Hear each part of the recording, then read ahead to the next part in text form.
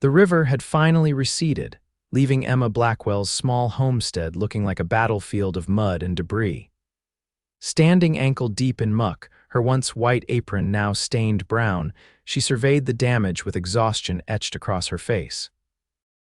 At 22, she had weathered many storms, but the flood of 1875 that had swept through this corner of Colorado territory threatened to break even her resilient spirit.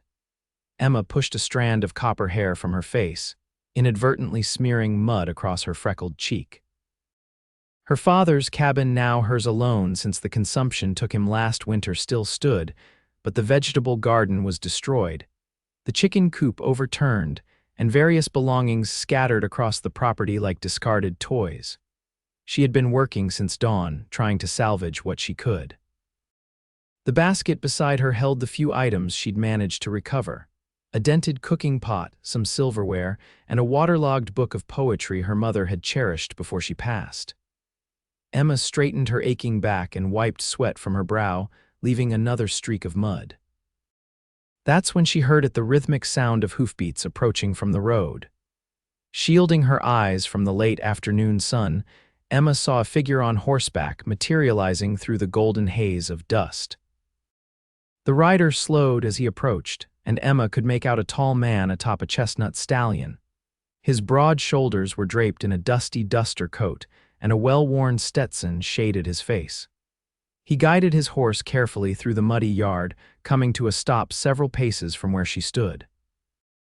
"Afternoon, madam," he called, his voice deep and tinged with an accent she couldn't quite place, perhaps somewhere from Texas.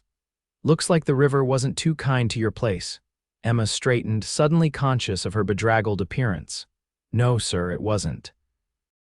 The stranger dismounted with an easy grace that spoke of a lifetime in the saddle. Up close, she could see he was younger than she'd initially thought, perhaps 28 or 30, with eyes the color of a summer storm and a strong jawline softened by a few days' worth of beard. A thin scar ran along his left cheekbone, telling of some past violence. "Name's Everett Burke," he said, touching the brim of his hat. "I've been riding north from New Mexico territory, saw the flood damage all through this valley." "Emma Blackwell," she replied, offering a muddy hand before thinking better of it and withdrawing it with embarrassment. A smile crinkled the corners of his eyes as he removed his glove and extended his hand anyway. "Pleased to meet you, Miss Blackwell. Don't worry about a little mud." "I've seen worse." His hand was warm and calloused against hers, the brief contact sending an unexpected flutter through her chest. Everett surveyed the damage around them, his expression turning serious. "You out here alone?" Emma hesitated, years of frontier caution making her wary of revealing too much to a stranger, but something in his direct gaze made her answer honestly. "Yes, my father passed this winter." Everett nodded solemnly. "I'm sorry to hear that." He glanced around again at the monumental task before her. "This is too much work for one person." "I manage," Emma replied, lifting her chin with the pride that had sustained her through the harsh winter and now the devastating spring. The cowboy regarded her for a long moment, seeming to come to some decision. His next words took her completely by surprise. "You need a husband?" Emma's mouth fell open and she stared at him in shock. "I beg your pardon." Everett's tanned face colored slightly, but he didn't back down. "I mean a partner, someone to help. This is too much for anyone alone." He gestured to the homestead. "I've been drifting too long, looking to settle somewhere. I'm good with my hands, no farming and ranching both." Emma found herself speechless for perhaps the first time in her adult life. The man's directness was both shocking and oddly refreshing after years of careful social dances at church gatherings and town socials. "Mr. Burke," she finally managed, "are you proposing marriage to a complete stranger covered in mud?" A smile tugged at his lips. "Not exactly proposing, just offering. You need help, I need a place. Could be beneficial to us both." Emma couldn't help it, she laughed. The absurdity of the situation, combined with her exhaustion, bubbled up into unexpected mirth. "Mr. Burke, I don't know whether to be flattered or to fetch my father's shotgun." His smile widened, revealing a slight dimple in his right cheek. "I'd prefer flattered, madam, but I understand the impulse toward the shotgun." As her laughter subsided, Emma regarded him more seriously. There was something disarmingly honest about this dusty cowboy. While I appreciate your unconventional offer, Mr. Burke, I'm not in the habit of marrying strangers, no matter how dire my circumstances. He nodded, seeming unsurprised. Fair enough, but my offer to help still stands. No marriage required, at least for today. He removed his duster, revealing a faded blue shirt stretched across broad shoulders. Where would you like me to start? Emma hesitated. Pride urged her to send him on his way, but practicality reminded her that the work would take weeks alone, weeks she couldn't afford with planting season already upon her. The chicken coop, she decided. If I can get the chickens contained again, at least I'll have eggs to eat. Chicken coop it is, Everett said, rolling up his sleeves to reveal sun-browned forearms corded with muscle. Emma watched him walk toward the overturned structure, wondering what twist of fate had brought this unusual man to her doorstep on this of all days. By sunset, they had righted the chicken coop, found and contained 5 of her original 8 hens, cleared most of the debris from around the cabin, and salvaged a surprising amount of her belongings.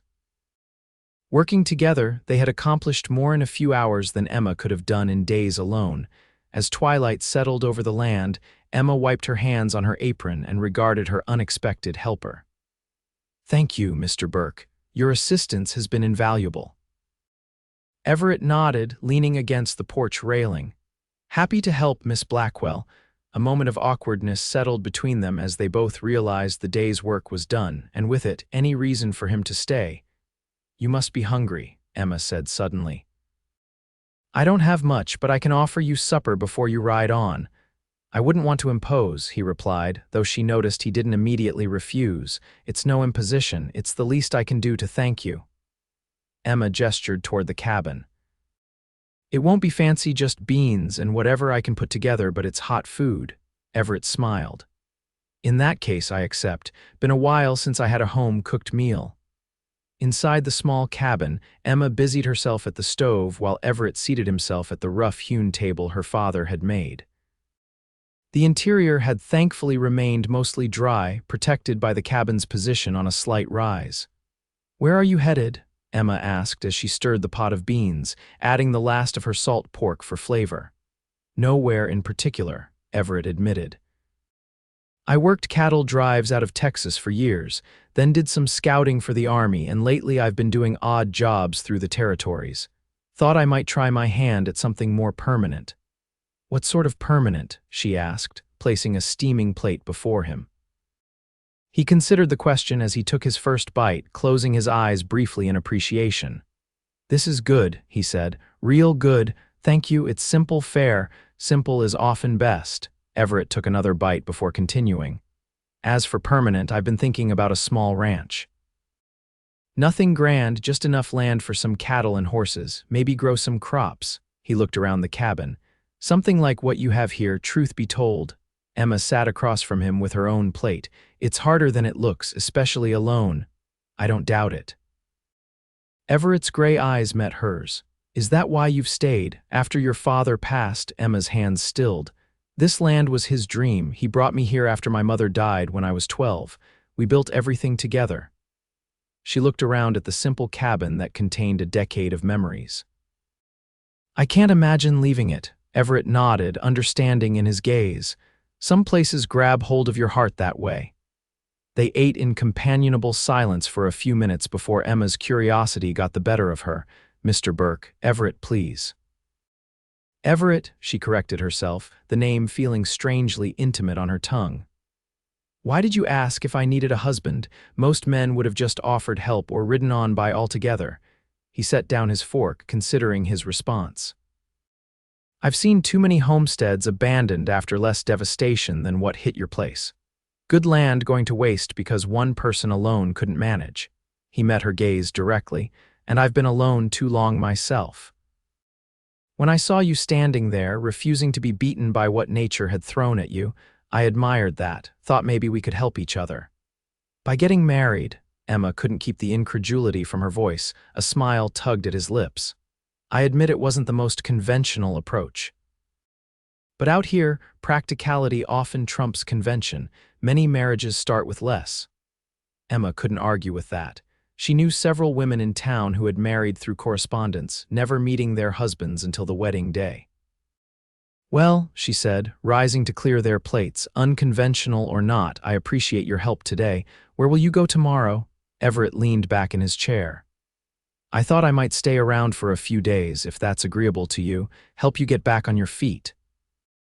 That garden needs replanting if you're going to have food come fall." Emma turned from the wash basin to look at him, sudden wariness creeping in. "And where would you stay?" Understanding her concern, he quickly added, "I've got my bedroll, used to sleeping under the stars. I could make camp down by the tree line, well away from the cabin." Relief and something like disappointment mingled in Emma's chest. "I have a barn," she said. "It's not much, but it would keep the dew off you." "That's mighty generous." Later, as Emma showed him to the small barn that had thankfully remained standing through the flood, an awkward silence fell between them. "Thank you again for your help today," she said finally, holding the lantern high. "My pleasure, Miss Blackwell." "Emma," she corrected. "If you're going to be helping out for a few days, you might as well use my given name." He smiled, the lantern light catching the silver in his eyes. "Emma," he repeated, the name sounding rich and somehow significant in his deep voice. With a nod, she turned to go, then paused. "Everett." "That offer of marriage, was that just about the land and practicality?" His expression turned serious. "No, madam, there was more to it than that." Emma felt her cheeks warm. "Good night, then." "Good night, Emma." As she walked back to the cabin, Emma couldn't help but wonder what exactly she had gotten herself into by allowing this mysterious cowboy to stay. The following days fell into an unexpected rhythm. Emma would wake at dawn to find Everett already up, coffee brewing over a small fire outside the barn. They would work together through the morning hours, clearing debris, repairing fences, and eventually preparing the garden soil for new planting. By the third day, Emma had to admit that, without Everett's help, she would have been weeks recovering from the flood's devastation. His strength and practical knowledge saved her countless hours of struggle, and his quiet company was surprisingly pleasant. On the afternoon of the fourth day, as they worked side by side replanting the vegetable garden, Emma found herself studying him when he wasn't looking. The sun had deepened his tan, and his hands moved with confident efficiency as they worked the soil. There was something comforting about his presence, something that made the homestead feel less empty than it had since her father's passing. "You're staring," Everett said without looking up from the row of bean seeds he was planting. Emma flushed, embarrassed at being caught. "I was just thinking." "About what?" She hesitated, then decided on honesty. "About how different this place feels with someone else here. It's been lonely since Pa died." Everett sat back on his heels, wiping sweat from his brow with his forearm. "I understand lonely. Been riding solo for the better part of 5 years now." "Why is that?" Emma asked, genuinely curious about this man who had appeared so suddenly in her life. A shadow crossed his face. "War changes a man. After the fighting ended, I couldn't settle back into normal life. Kept feeling like I needed to be moving." "You fought in the war between the states?" Emma asked, surprised. He seemed too young to have been more than a boy during those years. "Joined up in '63 when I was 16, lied about my age." His expression grew distant. "Saw things no boy should see." "Did things I'm not proud of." Emma set down her trowel and moved closer to him. "Which side?" "Union. My family had a small farm in Pennsylvania. My father believed in the cause." Everett's jaw tightened. "He died at Gettysburg before I even enlisted." "I'm sorry," Emma said softly. Everett shrugged, but she could see the old pain in his eyes. "It was a long time ago. What about you? The war touch your family?" Emma nodded. "My uncle, my mother's brother, fought for the Confederacy. He never came home. That's part of why my father wanted to head west after Mother died. Too many ghosts back in Missouri." They worked in silence for a while, the shared understanding of loss creating a new bond between them. "Town's not far from here, is it?" Everett asked eventually, changing the subject. "About 5 miles east," Emma replied. "Silver Creek. It's small but growing since the mining operations expanded last year." Might ride in tomorrow if you don't mind. Pick up some supplies. Your seed stock is running low and you could use some more preserves to get through until harvest. Emma straightened, pride flaring. I don't need charity, Mr. Burke. Not offering charity, he replied calmly. Consider it payment for room and board. That barn's the most comfortable sleeping arrangement I've had in months. Emma relaxed slightly. Well, when you put it that way, I suppose I could use some coffee and sugar. And maybe some fabric for mending. Make me a list, Everett said, returning to his planting. I'll see what I can find. The next morning, Emma watched from the porch as Everett mounted his horse, her hastily written list and what little money she could spare tucked into his shirt pocket. I should be back by sundown, he said, settling into the saddle. Be careful, Emma replied, surprising herself with how much she meant it. In less than a week, she had grown accustomed to his presence, his quiet strength a comfort she hadn't realized she needed. Everett touched the brim of his hat in acknowledgement, then turned his horse toward town. Emma watched until he disappeared from view before returning to her chores, the homestead suddenly feeling emptier than it had in days. True to his word, Everett returned as the sun was setting, his saddlebags bulging with supplies.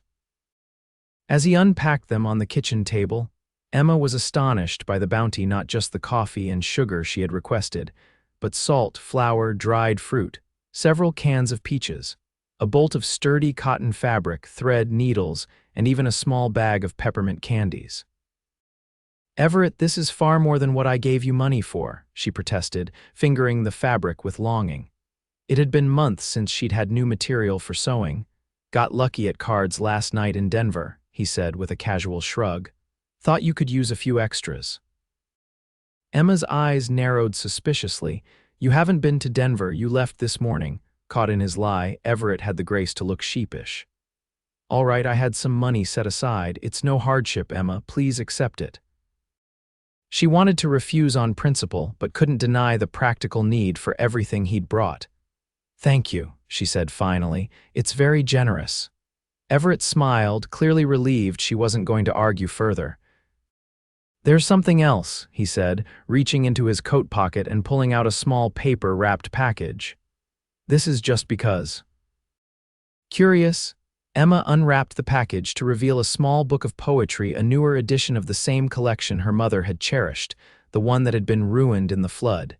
Tears sprang to her eyes as she ran her fingers over the embossed cover. How did you know? Saw you trying to dry out the pages of that waterlogged book. Noticed the author's name. The general store had this one. Emma clutched the book to her chest, deeply moved by his thoughtfulness. This means more than all the practical supplies combined. Their eyes met across the table, and something shifted in the air between them, something warm and significant that made Emma's heart beat faster. The moment was broken by a sudden clap of thunder outside. Both turned toward the window as rain began to patter against the glass. Looks like I got back just in time, Everett observed. Emma's stomach tightened with anxiety. I hope it's just a passing shower, the ground still saturated from the flood. As if in answer, the rain intensified, drumming heavily on the cabin's roof. The creek will rise fast, Emma said worriedly, if it floods again so soon. Everett moved to the door. I'll check the livestock, make sure everything's secure. I'll come with you, Emma said, reaching for her shawl. Together they dashed through the downpour to the barn, where Emma's 2 milk cows and Everett's horse were stabled. The animals were restless, sensing the storm's fury. After ensuring they were secure, they stood in the barn doorway, watching the rain turn the newly cleared yard into a sea of mud once more. The garden, Emma said despairingly, thinking of their days of work potentially washing away. We banked it well, Everett reassured her. Built up those rows higher than before. It should hold. As night fell, the storm showed no signs of abating. Thunder crashed overhead and the wind howled around the barn's eaves. We should get back to the cabin, Everett shouted over the storm. Too dangerous out here with this lightning. Emma nodded and they made a dash for the cabin, arriving soaked and breathless. Inside, Emma quickly stoked the fire while Everett removed his dripping coat. You're shivering, he observed, concern etching his features. I'm fine, Emma insisted, though her teeth were chattering. The spring evening had turned unexpectedly cold with the storm's arrival. Everett disappeared into the back room and returned with a quilt, which he draped around her shoulders. Here, get warm. Emma clutched the quilt gratefully, suddenly aware of how close he was standing. Droplets of rain clung to his eyelashes, and his usually neat hair was tousled from the wind. Something about his disheveled appearance made him seem more approachable, less the mysterious drifter and more simply a man, a handsome one at that. "Thank you," she murmured, "for the quilt, and for everything else he had done since arriving." The storm raged through the night, keeping them both awake. Emma insisted Everett stay in the cabin rather than risk the treacherous journey to the barn in such conditions. He agreed reluctantly, making a pallet for himself on the floor near the fireplace while Emma took her father's bed. Despite the comfortable bed, Emma found sleep elusive. The storm's violence reminded her too much of the night the flood had begun, the night she had huddled alone in the cabin, terrified as the waters rose around her. Without meaning to, she let out a small whimper of fear as a particularly loud thunderclap shook the cabin. "Emma." Everett's voice came from the darkness. "Are you all right?" "Yes," she lied, her voice unsteady. "Just the storm." She heard him shifting, then his footsteps approached her door. "May I come in?" After a moment's hesitation, Emma replied, "Yes." Everett's silhouette appeared in the doorway, illuminated briefly by a flash of lightning. "The storm's getting to you." It wasn't a question, but Emma answered anyway. "It reminds me of the flood. I was alone then, watching the water rise, not knowing if the cabin would hold or be swept away." Everett moved to sit on the edge of the bed, a respectful distance from where she lay. "You're not alone now." The simple statement loosened something tight in Emma's chest. "No, I'm not," she agreed softly. Another crash of thunder made her flinch. Without thinking, she reached out and grasped Everett's hand. He squeezed back reassuringly, his palm warm against her cold fingers. "Would it help if I stayed until you fall asleep?" he asked. "Just sitting here." Emma knew she should refuse. It wasn't proper, a man in her bedroom, even in these circumstances. But the storm had stripped away such considerations, leaving only the raw need for human comfort. "Please," she whispered. Everett settled more comfortably on the edge of the bed, still holding her hand. In the darkness, with only occasional flashes of lightning illuminating his profile, Emma studied him, the strong line of his jaw, the slight furrow of concentration between his brows, the gentleness in his touch despite the strength she knew his hands possessed. "Tell me something," she said. "Something about your life before, something good."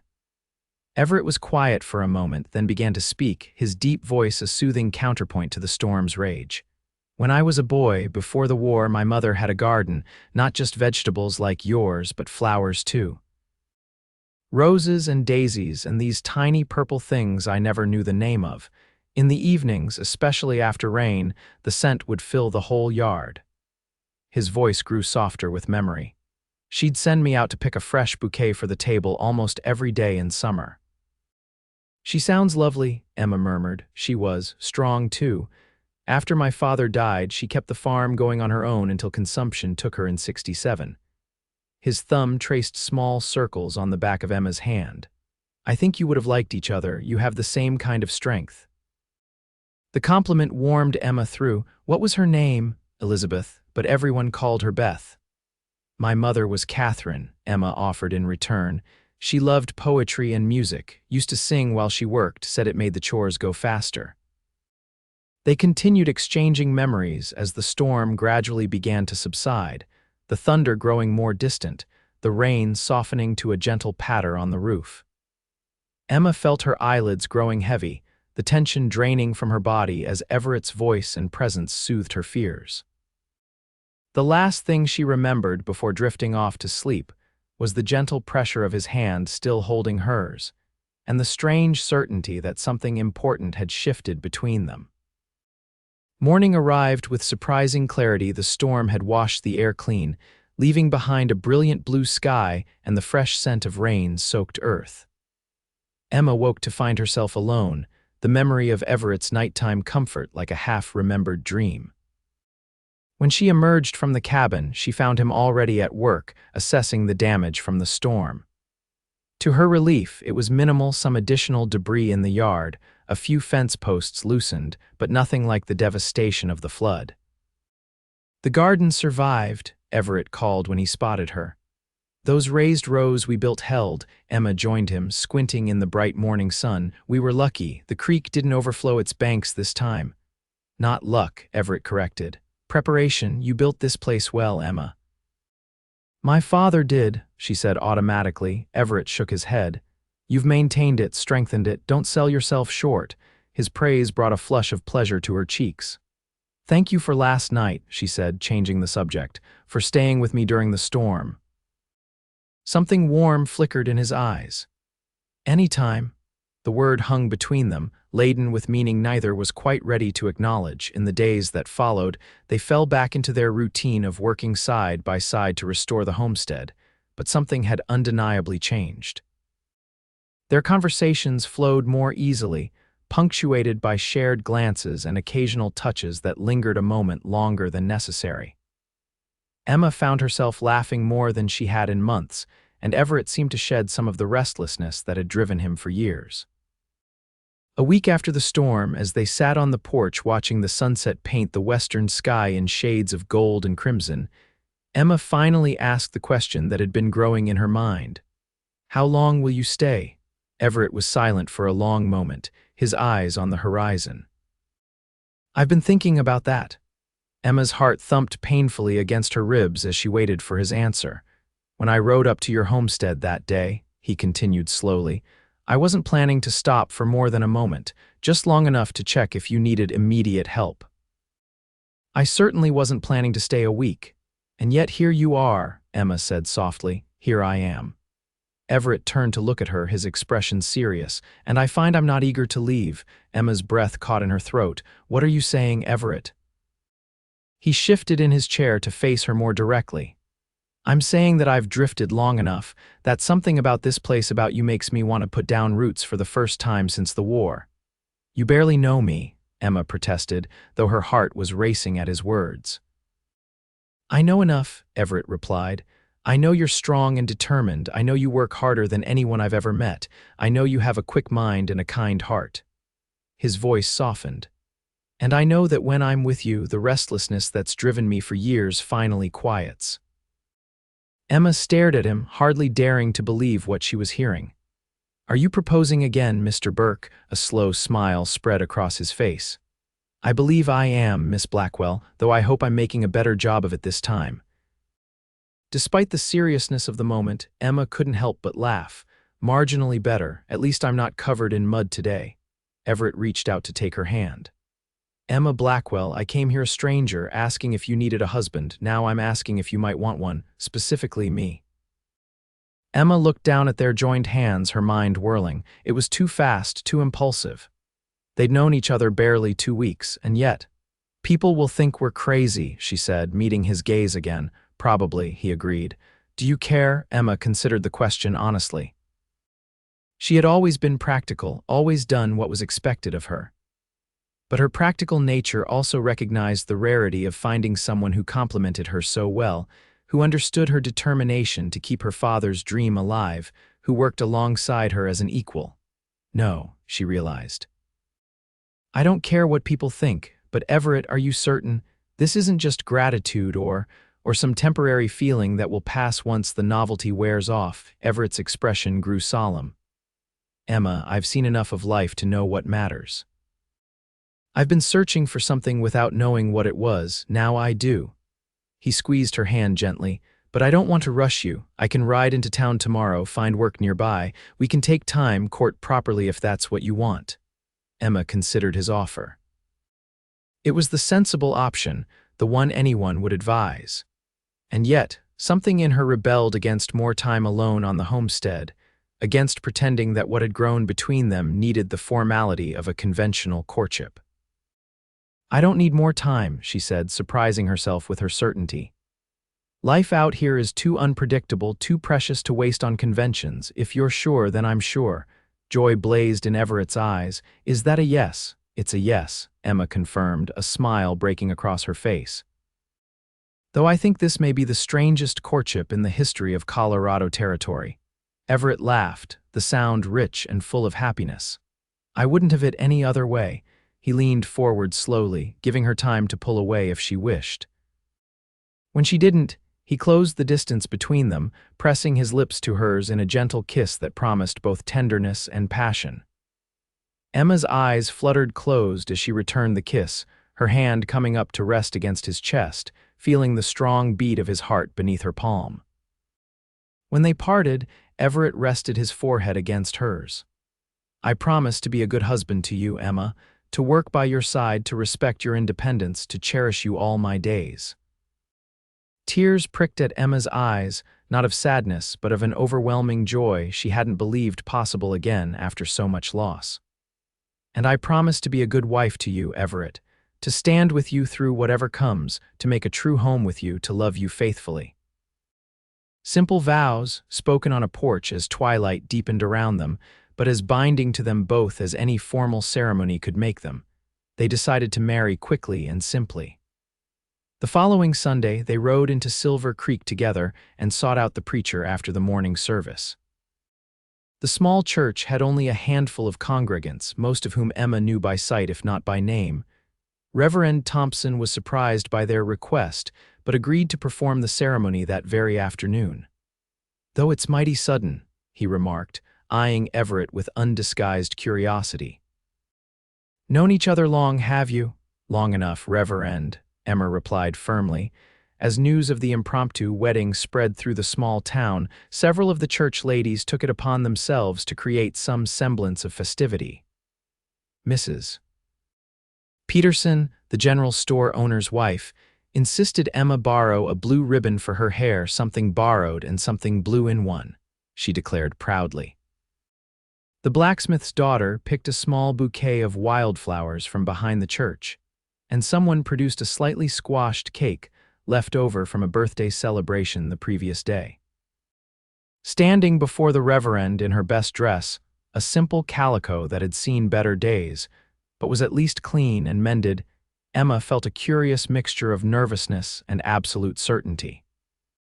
Beside her, Everett stood tall in his freshly brushed clothes, his dark hair slicked back with water, his eyes never leaving her face. The ceremony was brief, the traditional words spoken with sincerity if not pomp. When Reverend Thompson pronounced them man and wife, Everett's kiss was restrained in deference to their audience, but his eyes promised more to come. A small reception followed, the townspeople's initial skepticism giving way to genuine well wishes as they observed the obvious affection between the newly wedded couple. Emma found herself explaining repeatedly how they had met during the flood cleanup, carefully editing the story to make their whirlwind courtship seem slightly less impulsive than it had been. "He's a fine-looking man, Mrs. Peterson whispered to Emma as they watched Everett chatting with the blacksmith. "Strong, too. You've done well for yourself, especially for a woman alone." "Thank you," Emma replied, unable to explain that her decision had been based on far more than practical considerations, though those certainly hadn't hurt. As the sun began to set, they bid farewell to the townspeople and began the ride home to their home now, Emma realized with a start. Everett's horse carried them both, Emma seated before him in the saddle, his arms around her as he held the reins. "Mrs. Burke," he murmured against her ear as they rode, the new name sending a pleasant shiver down her spine. "That will take some getting used to," she admitted. "We have time," he replied, and she could hear the smile in his voice.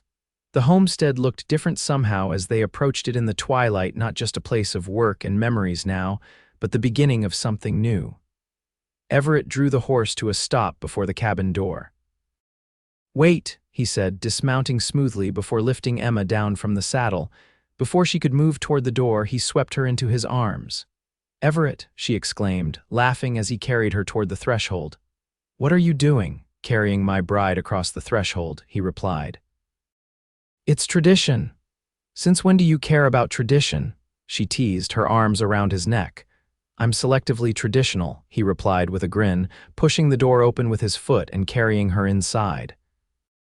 He set her down gently in the center of the main room, both of them suddenly aware of the shift in their relationship. What had been improper before was now their right, their privilege as husband and wife. I should. Take care of the horse, Everett said, a hint of uncertainty in his voice for the first time since Emma had known him. Emma nodded, equally unsure. Yes, of course, and I should prepare something for supper. Everett hesitated, then leaned down to kiss her softly before turning to head back outside. Emma watched him go, her fingers touching her lips where his had been, her heart racing with anticipation and nervousness in equal measure. By the time Everett returned, Emma had managed to prepare a simple meal and had changed into her nightgown with a shawl wrapped around her shoulders for modesty. She had also let down her hair from its usual practical bun, the copper waves falling to the middle of her back. Everett stopped in the doorway, his eyes widening slightly at the sight of her. "You're beautiful," he said simply. Emma blushed, unused to such direct compliments. "Supper's ready," she replied, gesturing to the table. They ate in a silence charged with awareness of what was to come. Emma found she could barely taste the food, her stomach fluttering with nerves.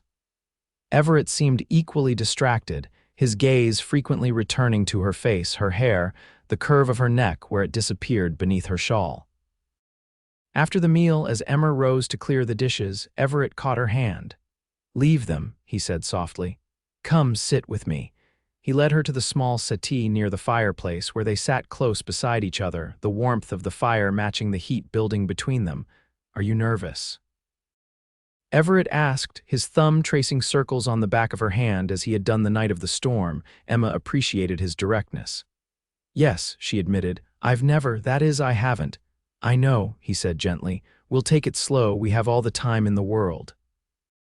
He drew her closer, his arm around her shoulders, and began to tell her about his plans for expanding the vegetable garden, for building up a small herd of cattle, for adding a room to the cabin.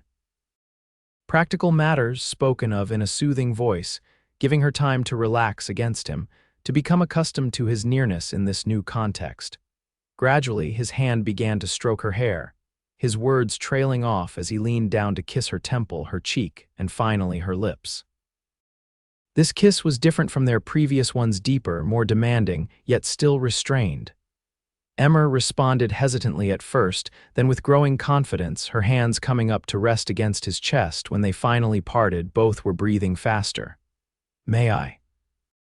Everett asked, his fingers at the edge of her shawl. Emma nodded, allowing him to slip the shawl from her shoulders, leaving her in just her white cotton nightgown. She felt exposed, vulnerable, yet the admiration in his eyes gave her courage.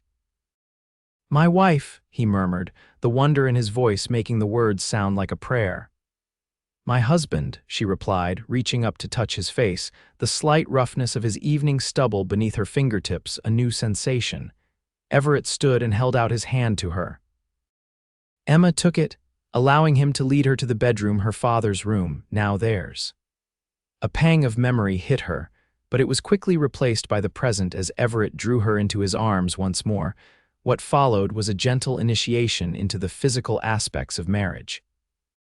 Everett was patient and tender, guiding her through unfamiliar territory with care and consideration for her comfort. When they finally came together as husband and wife in the fullest sense, Emma discovered a connection more profound than she had imagined possible, not just the physical pleasure, which was considerable, but the emotional joining of two lives that had been separately incomplete. Afterward, lying in his arms as moonlight filtered through the window, Emma felt a sense of peace she hadn't known since before her father's illness. Everett's steady breathing beside her, his arm draped protectively across her waist, seemed to promise a future she had feared might never be hers. "What are you thinking?" he asked, his voice drowsy. Emma smiled in the darkness. "That sometimes the most unexpected turns in life lead exactly where we need to go." Everett pulled her closer. "Like a flood bringing a dusty cowboy to your door." "Exactly like that," she agreed, nestling against him. "I'm glad I asked that question," he murmured, sleep beginning to claim him. "About needing a husband." "I'm glad I said yes," Emma replied, pressing a kiss to his shoulder before joining him in sleep. The seasons turned, and with them, the homestead transformed. Summer brought a bountiful harvest from their expanded garden. Fall saw the addition of a small herd of cattle purchased with Everett's savings, and winter found them snug in the cabin, which now boasted a new room Everett had built with help from neighbors. Their life together settled into a rhythm of shared work and shared joy. They complemented each other naturally, Everett's strength and practical knowledge balancing Emma's determination and careful planning. Together, they weathered the challenges that frontier life inevitably presented: drought, illness, harsh winters, and the constant work required to maintain their growing ranch. By the spring of 1876, when Colorado was preparing for statehood, Emma was preparing for a different milestone, the birth of their first child. Her pregnancy had progressed without complications, but as her time drew near, both she and Everett grew increasingly anxious about the distance to the nearest doctor in Silver Creek. "Maybe we should go stay in town for the last few weeks," Everett suggested one evening as they sat on the porch, watching the sunset that had become their daily ritual. His hand rested protectively on Emma's rounded belly where their child kicked vigorously. "And leave the ranch unattended." Emma shook her head.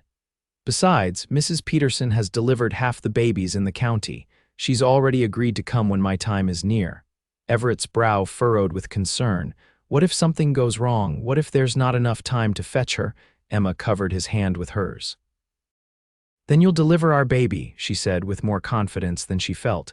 "You've helped birth calves and foals. The principle is similar, just messier." "That's not funny, Emma," Everett said, though a reluctant smile tugged at his lips. "It wasn't meant to be," she replied. "I trust you, Everett, with my life and our child's." The simple statement seemed to calm him somewhat. "I've been thinking," he said after a moment, "if it's a boy, I'd like to name him after your father." Emma's eyes misted with unexpected tears. "James Burke," she said, trying the name out. "It's a good, strong name." "And if it's a girl?" Everett asked. Emma considered. "Elizabeth, after your mother, we could call her Beth." Everett's arm tightened around her shoulders. "I'd like that." As it happened, they didn't need to decide immediately. Emma's labor began unexpectedly early one morning in late April, and progressed so rapidly that there was barely time to send a ranch hand galloping for Mrs. Peterson before the contractions were coming fast and hard. "She's not going to make it in time," Emma gasped as Everett helped her to their bed. "You'll have to help me." Fear flashed across Everett's face, but he nodded resolutely. "Tell me what to do." What followed were the most intense hours of their marriage thus far. Emma fought through the pain with the same determination she had shown in rebuilding after the flood, while Everett remained steadfastly by her side, following her instructions and offering strength when hers flagged. Mrs. Peterson arrived just in time to help with the final stages, and as the sun reached its zenith, a lusty cry announced the arrival of not one but two new Burkes, a boy and a girl, born within minutes of each other. "Twins, Mrs. Peterson announced triumphantly, placing the swaddled bundles in Emma's arms, "and as healthy as can be." Everett stood beside the bed, his face a mixture of awe, exhaustion, and overwhelming joy. "Twins," he repeated, as if unable to believe it. "We have two babies." Emma looked down at the tiny faces, one with a tuft of copper hair like her own, the other with darker hair that promised to be like Everett's. "James and Elizabeth," she said softly. "Your grandparents would be proud little ones." Everett sat carefully on the edge of the bed, one finger gently stroking each small cheek. "They're perfect," he whispered. "You're perfect. I've never been so scared or so happy in my entire life." Emma smiled tiredly. "That seems to be the way of things with us, doesn't it? Fear and joy all mixed together." "I wouldn't have it any other way," Everett replied, leaning down to kiss her forehead. "Thank you for our children, for our life together." "Thank you for asking if I needed a husband that day," Emma said, her eyes beginning to drift closed with exhaustion. "Best question anyone ever asked me." As Emma slept, Everett took the twins one at a time, marveling at their tiny perfection. Sitting in the rocking chair by the window, a sleeping infant in each arm, he looked out at the ranch he now called home. The land was greening with spring, the creek that had once nearly destroyed everything now flowing peacefully within its banks. In the distance, cattle grazed on new grass, and closer to the cabin, the vegetable garden was beginning to sprout with promise of another good harvest. He thought of the man he had been a year ago, rootless, haunted by the past, searching for something he couldn't name.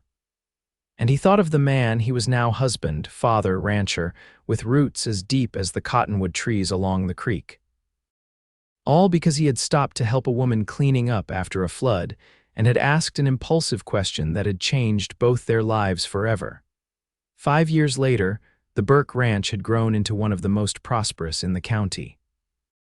The original cabin had been expanded into a comfortable home, the herd of cattle had multiplied, and the family had grown as well. A third child, another boy they named Daniel, had joined the family 2 years after the twins.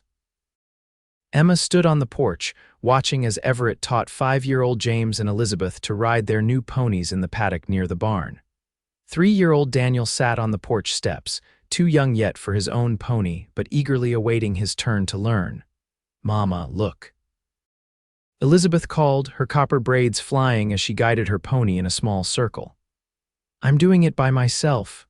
"Well done, Beth," Emma called back, smiling at her daughter's proud achievement.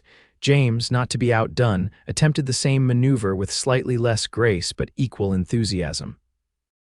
Everett walked alongside them both, ready to assist if needed but giving them room to learn on their own. Emma's gaze lingered on her husband, still handsome at 33, his lean frame filled out somewhat with good food and contentment, though the physical work of ranching kept him fit.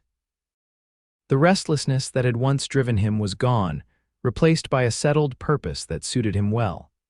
As if sensing her gaze, Everett looked up and smiled the special smile he reserved just for her, still capable of making her heart beat faster after 6 years of marriage. "Thinking about me, Mrs. Burke?" he called teasingly. "Always, Mr. Burke," she replied with equal humor. Later that evening, after the children were asleep, Everett and Emma sat on the porch as they had almost every evening since they wed, watching the stars emerge in the darkening sky. "I had a letter from my cousin in Pennsylvania today," Everett said, his hand clasped with Emma's between their chairs. "He's thinking of coming west, wants to know if there's opportunity here." "What will you tell him?" Emma asked. Everett considered. "That there's opportunity, yes, but also hardship. That it takes courage and determination to build something from nothing." He squeezed her hand. "That having the right partner makes all the difference." Emma leaned her head against his shoulder. "We've been fortunate." "It's not just fortune," Everett replied. "We've worked hard for everything we have." "Yes," Emma agreed, "but I was thinking of how fortunate I was that you happened to ride by that particular day, that you stopped instead of continuing on, that you asked that ridiculous question." Everett chuckled. "It wasn't my smoothest moment." "Perhaps not," Emma said, smiling at the memory, "but it was honest, like you." They sat in companionable silence for a while, listening to the night sounds of the ranch, the distant lowing of cattle, the soft nickering of horses in the barn, the rustle of wind through the cottonwoods. "Do you ever regret it?" Everett asked suddenly. "Marrying a stranger, taking such a risk?" Emma turned to look at him, surprised by the question after so many years. "Never," she said firmly. "Not for a single moment." Relief softened his features. "Even when I track mud into your clean kitchen, or when I snore so loud the children complain they can hear me from their rooms." Emma laughed. "Even then." She grew more serious. "Everett, marrying you was the best decision I ever made. Look at what we've built together, this ranch, our family, our life. It's more than I ever dreamed possible when I was standing alone in the mud that day." Everett leaned over to kiss her softly. "I love you, Emma Burke, more today than yesterday and not as much as I will tomorrow." "And I love you," she replied, "my unexpected husband who came when I needed him most." The moon rose over the Burke Ranch, silvering the roof of the home that had once been a simple cabin, illuminating the barns and corrals and fields that represented years of shared labor. Inside, 3 children slept peacefully, secure in their parents' love. And on the porch, A couple who had begun their life together with an impulsive question continued to build their answer day by day, season by season, year by year. Their story, which had started in the aftermath of destruction, had become one of creation of a family, a home, a legacy that would endure long after the memory of that long-ago flood had faded. And it had all begun with a muddy woman, a dusty cowboy, and a question that had seemed crazy at the time but had proven to be the most sensible one either of them had ever asked or answered. "You need a husband," Everett had asked that day. And every day since, in 1,000 different ways, Emma had answered, "Yes."